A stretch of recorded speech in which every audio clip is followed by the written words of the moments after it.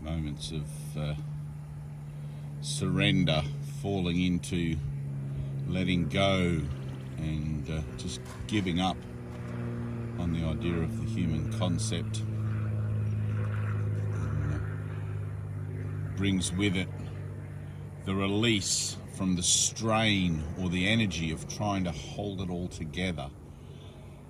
And whilst that idea of letting go is reminiscent in the mind intrinsically to the point of the original sin or the original error, which is why we're basically fearful of letting go, incrementally and in an ongoing fashion, it brings a witness to the mind with every moment of conscious release to the idea that there is nothing to fear and that you are supported by a higher power.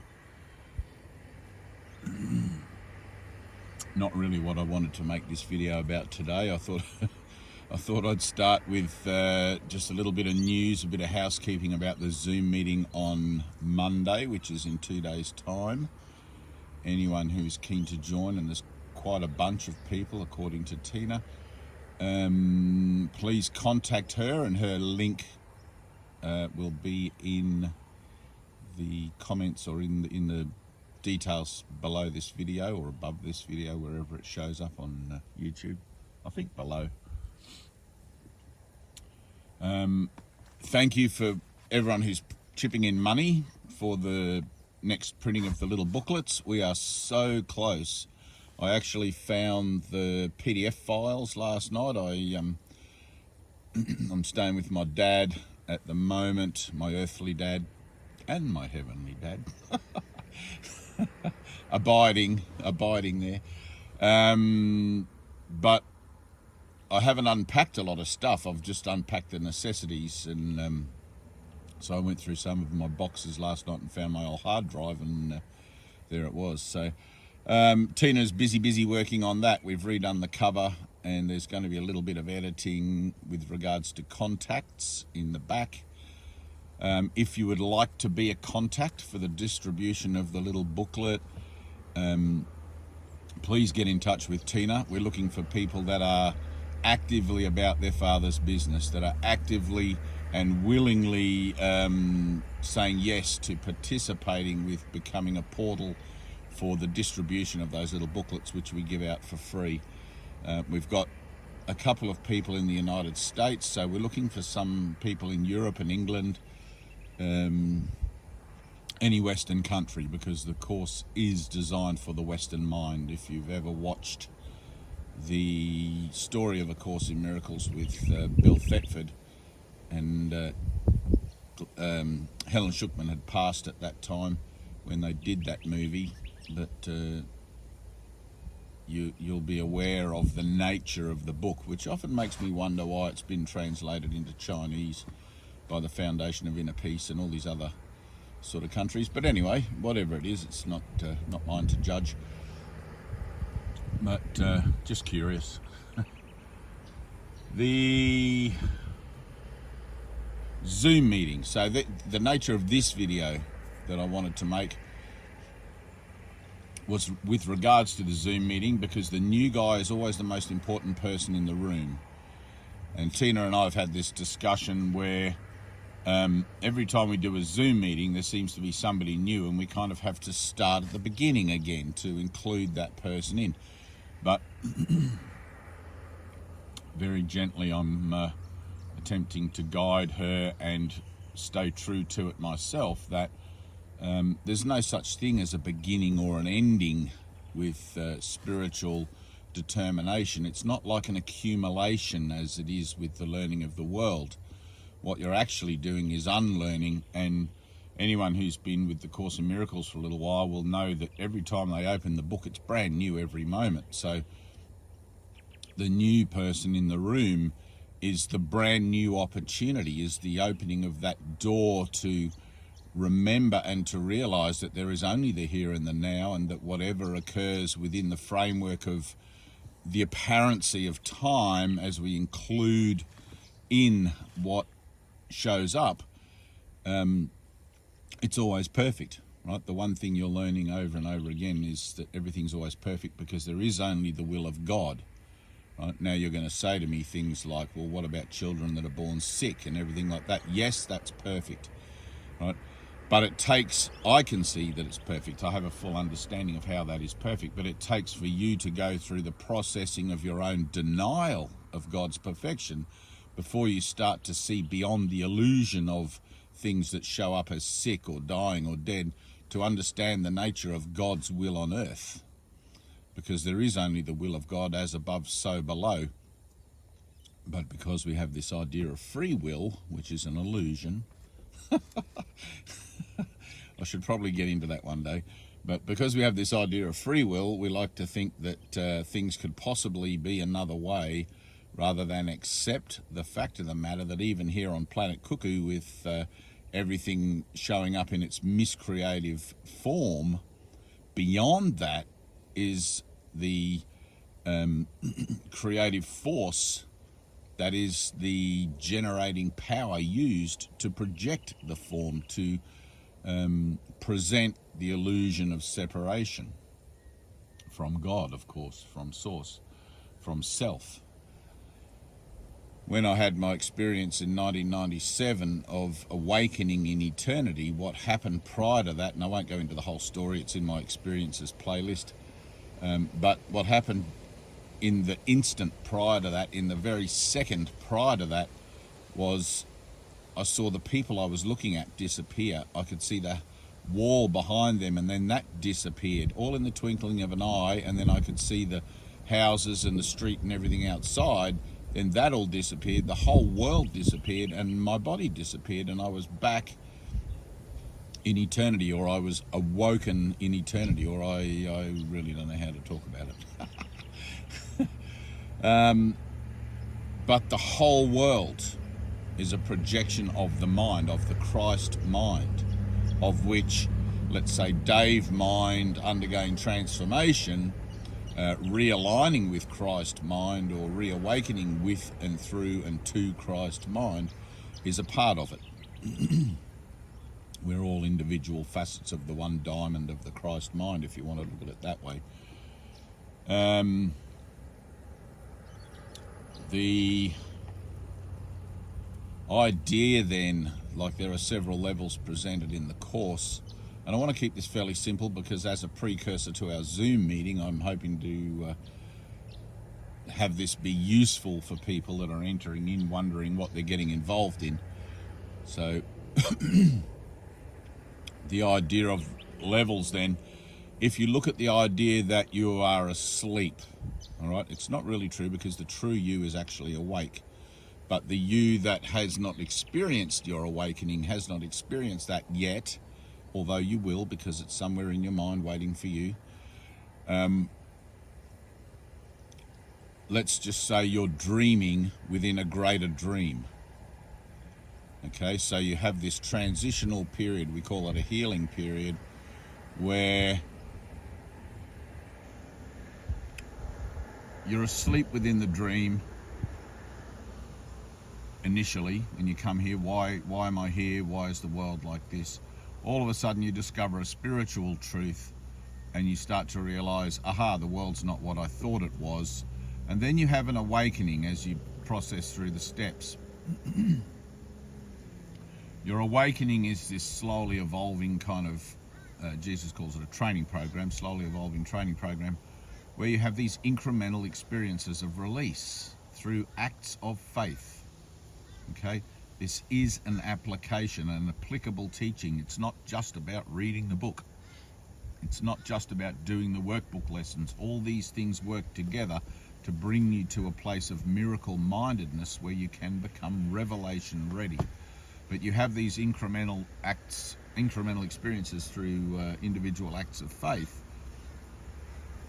and they accumulate as witness in your own mind, in your own consciousness. There's no point in having one experience of faith 30 years ago and not following it up, right? Which does happen a lot. That happens a lot, and that tends to happen by accident because people are forced into a corner of having no alternative but faith. But when you consciously pursue faith, when you consciously pursue your experience on earth as a faithful experience, what occurs is you have a build-up of these witnesses or these incidents of recognizing that you have been supported by a higher power, and eventually what happens is you just crave to know the source of that higher power. You cannot not, like the scales tip, and you enter into this deep, deep longing to know your Father, to know God. That, if you want to call it the dark night of the soul, if you look at it as an iceberg, all right, you've been chipping away through all these acts of faith, and the iceberg's getting smaller and smaller and smaller. But regardless, you're not able to see below the surface until you go below the surface, which is the revelation. So it still appears to you that there is iceberg on the surface, and you're getting fed up. You want to know what's the nature of the whole thing that you're doing, and what's going on for you, and where you fit in the universe, and all of these questions. You want answers, or you want the one answer that answers them all. And you can call that the dark night of the soul when you fall into that place. And if you haven't done a lot of chipping away, as I hadn't done a lot of chipping away, that falling can be quite deep. It can be quite horrific. And my realization and my understanding in the matter is that as you keep chipping away, because I was top down, it happened all at once, but most people are bottom up, and they find the book and they do the lessons and they go through the process. But because you're chipping away with these acts of faith, when it comes time for the big act of faith, you will have had so much practice at prayer and at trust and at allowing and accepting that you won't back off from that final moment of putting your head under the water and seeing the whole nature of the iceberg. And of course, when you do that, there is no iceberg. It's and I can't really explain. Well, I probably could explain to you how come there really isn't any iceberg. You've been chipping away at an illusion of something that doesn't actually exist. But it doesn't do any good to just say, oh, well, the world doesn't exist, because in your mind you've already given everything. You see a meaning in these clouds and these mountains in the distance and the valley, etc. has all the meaning I've given it. And all of that has to be undone. It wasn't a meaning that you gave it since coming to the earth, right? It's a meaning you gave it in the idea of the original sin, or the original error, because in that original error, all error was contained, including the micromanagement of the meanings that you've given absolutely everything you think you see. Okay, so just as all error was contained in the original error, or the potential for all error was contained in the original error, so also, because it is an idea of potential, right? We're looking at a possibility of an idea and examining it from every side as an idea of separation from God. How is it possible? Is it possible? Is this separation from God, this dream, this illusion, etc.? It contains with it all the potential for you to be able to look at it from every angle, let's say. But in that, it also contains the potential for you to awaken from it, because the potential of falling asleep implies the idea of awakening. So all we're doing then is changing tracks, changing the script, changing our purpose about the world and about our purpose in the world. So the idea of the fullness of the potential of my idea, let's say, as Christ mind, to examine an idea of separation through the multiplicity of the human construct,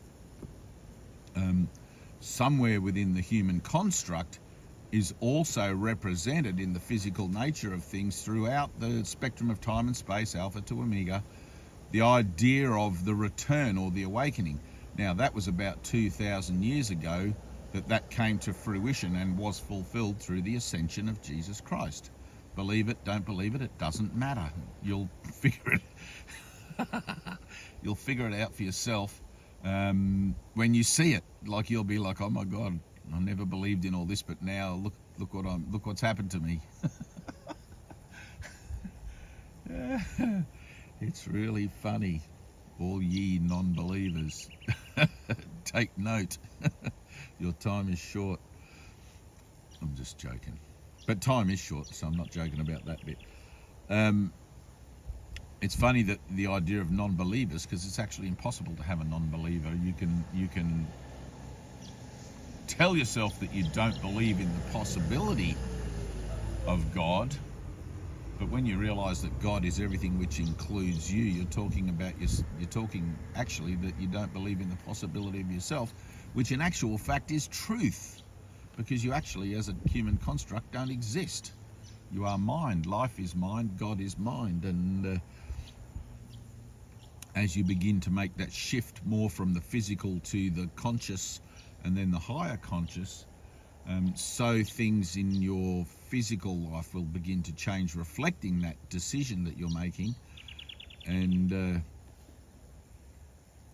the nature of your world around you will begin to reflect the meaninglessness, at first in a quite despairing way for most people, of the fact of the matter, and then with great joy, the meaninglessness of the fact of the matter. It's like, thank God it doesn't mean anything. And all those babies born with diseases and everything like that, thank God, but that doesn't get you out of the pickle. Doesn't get you out of the shit, out of the hole. You still have to do the work. Once you've had an experience of seeing beyond the veil, seeing under the waterline, however you want to call that, look at that as, you'll have no doubt in your mind that this physical appearance of life is not what life actually is. It's an illusion, it's a dream, it's a deception designed to keep you engaged with it. Every time you open your eyes, look at the news, have a squiz into the distance there at the valley and the mountains, and engage with the meaning that you've already given everything, thus perpetuating the cause and effect relationship of your experience here with the world, with the goings on, the comings and goings, and the experiences and the relationships that the world offers you as an idea of the conundrum of your existence and all of the myriad problems within it, which is its purpose to keep, not solve. So I'll leave it there. I'm looking forward to seeing everybody at the Zoom meeting. If you are new to this and you feel a little uncertain about coming to the Zoom meeting, watch this video again, right? Maybe tonight before you go to bed. It's only going to be about 20 minutes long. And just sort of put yourself in the picture. Try to see yourself there. Everybody's new at it, okay? So everybody, like even me, I stand there open and defenseless, completely open, completely defenseless for whatever comes, whoever shows up, whatever questions they have, whatever they might want to say to me. And I've been called everything under the sun. I'm completely happy about it. If you think I'm full of it, you can say that. I'm not here to vet or to censor how you feel about anything. This is your experience, and I'm simply a doorway, if you like, or an open doorway. I'm not a gatekeeper. I'm just someone that's going, hey, over here, and you make that choice whether you want to come over here or not. It's like Jesus said, follow me, same thing. So, and we're all that for each other. Anyone who consciously chooses to shine the light for their brother is their brother's keeper, and the Samaritan and all of that sort of thing. And that's all we're about. It's either being selfless or selfish. That's the bottom line. So when we come to the Zoom meeting, it's cameras on, lights on, sitting up straight. There's a bit of discipline involved, because the mind needs discipline, right? And I don't ask for much discipline, I don't ask for anything other than that, but I ask for it for you.